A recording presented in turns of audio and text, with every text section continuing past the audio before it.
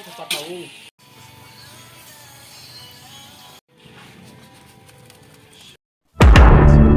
Entertainment. At ayan ho, magandang umaga sa inyong lahat. Kaya gising ko lang at pupunta tayong Balanhiga. Magluluto tayo at samahan niyo ako. Pero bago yan ay maliligo muna ako. Let's go. At ayan ho, katatapos ko lang maligo at ngayon papunta na tayong terminal. At doon tayo sasakay papuntang Balanhiga. Let's go.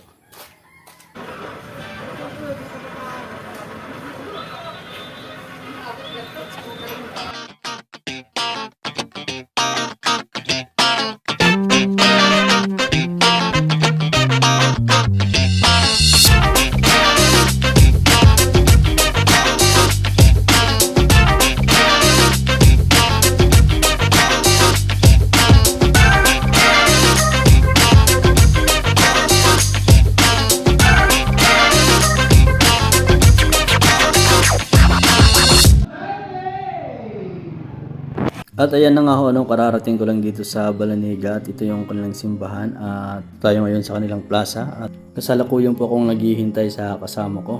Ang ginawa ko lang ho dahil sa nahihiya po ako ay nag voice over na lang ho ako at ito lang ho lahat yung mga ingredients na gagamitin natin. At di ko na ho nakunan lahat ng mga pangyayari kasi nga ho, mahirap po pagsabayan yung pagluluto at saka yung pag-video lalo na kung mag-isa ka lang. At ito na nga ho yung unang luto namin, yung baklay, tsaka yung sumunod ay pansit. Sa gabi lang yan, sa pang-disperas lang ho yan. At yung sumunod naman po ay yung ganga.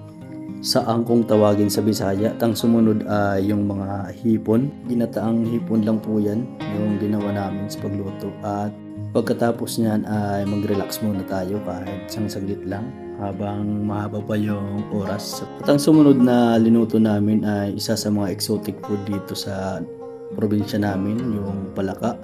At ito yung pinakaunang beses na pagluluto ko ng palaka. At ang ginawa ho namin ay ginagyan namin ng gata. Yun lang, ginataang palaka. Hindi ko alam kung dyan ba ang tawag dyan. At ang sumunod naman ay nagluto kami ng pansit. Pansit bami. At ito ho yung isa sa mga paborito kong niluluto namin, yung pansit. At ang sumunod naman ay ang beef stick. Habang niluluto ang beef stick ay gumagawa po kami ng suman. At kung mapapansin nyo ay dumilim na ho yung paligid. Inabutan na ho kami ng gabi at ito yung pinakalas na naluto namin, yung lumpia. At kung naluto na ho lahat ay tulog time na.